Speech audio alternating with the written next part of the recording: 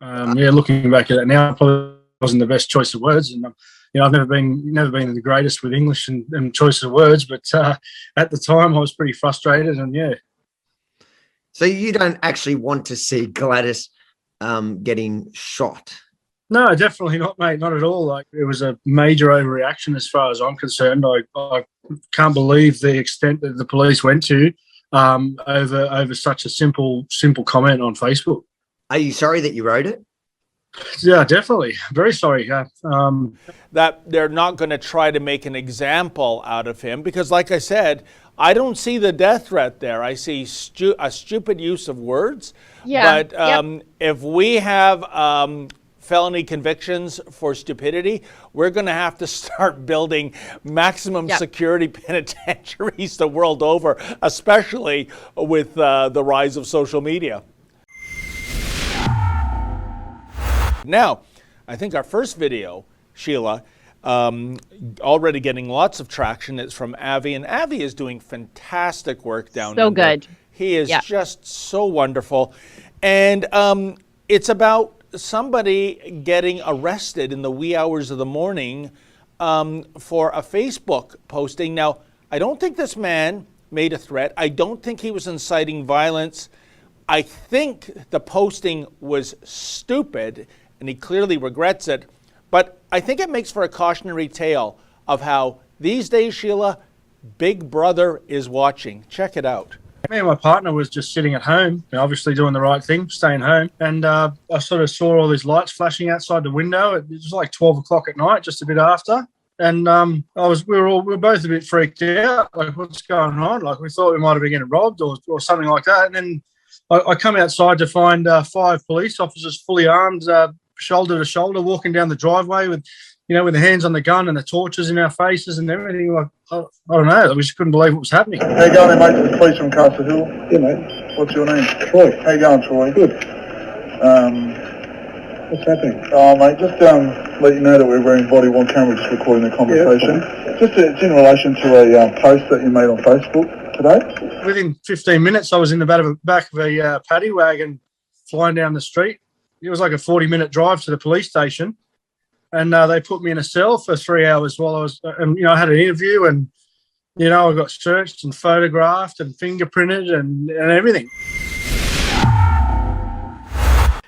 A 33-year-old tradie in Western Sydney is facing up to 3 years in jail for a stupid Facebook post he made in reaction to the New South Wales Premier shutting down his industry. This case falls outside the scope of the Fight the Fines initiative, so we won't be crowdfunding his defense, but it clearly is a story that I think you need to hear. As usual, watch the whole story and share it to warn others. And if something happened to you, please submit it to fightthefines.com.au, and if we can help by crowdfunding you a lawyer, we will. Otherwise, we'll tell your story just like this. Let me start by making it crystal clear that I think the post was extremely silly, and in no way am I defending what he wrote. But let's put it into perspective. As someone who's had numerous explicit threats to kill directed at me with no action followed up by police, I'd say when you put it into perspective, one, he didn't threaten Gladys, nor did he incite anyone else. Two, he just made a very dumb prediction. Yeah, looking back at it now, probably wasn't the best choice of words, and I've never been the greatest with English and choice of words, but at the time I was pretty frustrated, and yeah. So you don't actually want to see Gladys getting shot? No, definitely not, mate. Not at all. Nothing like that would have ever entered my mind. Like, it's just sort of like saying that somebody is liable to do something like that if out of frustration if things keep going the way they're going. I would never do something like that to anybody. Do you have a violent criminal history? No, not at all. I've never been in a fight with anyone in my life. It was a major overreaction as far as I'm concerned. I can't believe the extent that the police went to over such a simple comment on Facebook. Are you sorry that you wrote it? Yeah, definitely. Very sorry. At the time, I didn't think of anything really of it. I didn't think that much of it, It was just sort of, it Okay. I'm still in a bit of shock myself on how far it went. It is quite a serious offence you're facing, 3 years in jail. Yeah, it's unbelievable. Couldn't even start to imagine that. We'll keep up to date with how it progresses. It obviously doesn't fall in the scope of our fight the fine cases, but it is certainly what would seem from where I'm sitting, a vast overreaction. Yeah, that's to how I thought a it felt. really silly comment that we can all agree was a very silly comment. But Oh, look, I take full responsibility for what I said, like it's people say silly things when they're upset and out of frustration, they say things without thinking, it's pretty common practice for people when they're under pressure, Yeah, well, like I said, Sheila, I think what he said was not a death threat. It was not an incitement to violence. It was, as Avi mentioned, really dumb and regrettable. I mean, we believe in fighting, but we fight with words, with thoughts, with ideas, not with weapons, not with any kind of threats or anything that could be perceived as a threat. But on the other hand, what a grotesque misuse of police resources. I mean, why so many police officers? Why in the middle of the night?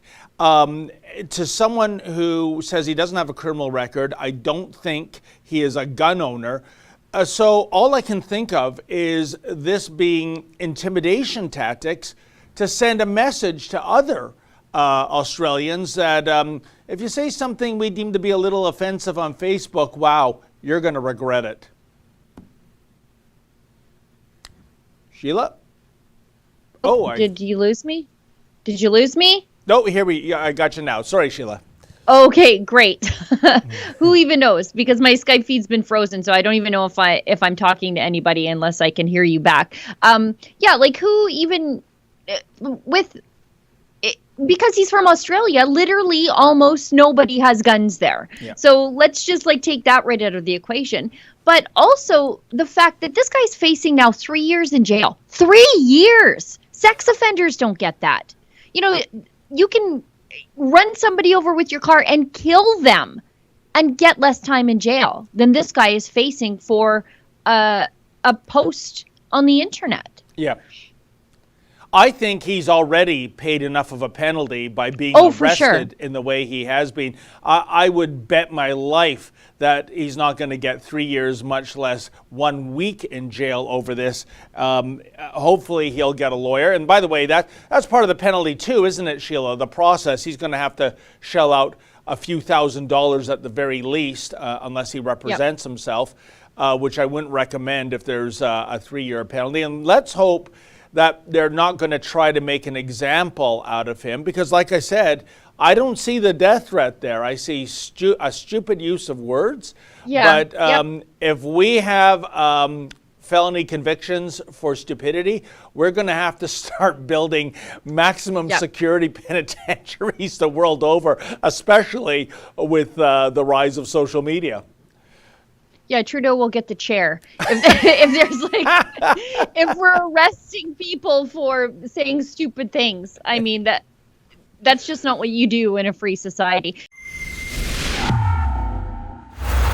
Oh, hi. That was a clip from our Rebel Daily live stream. It's hosted Monday, Wednesday, and Friday by the big boss man, Ezra Levant, and Tuesdays and Thursdays by me, Sheila Gunn Reid, and my good friend, David Menzies.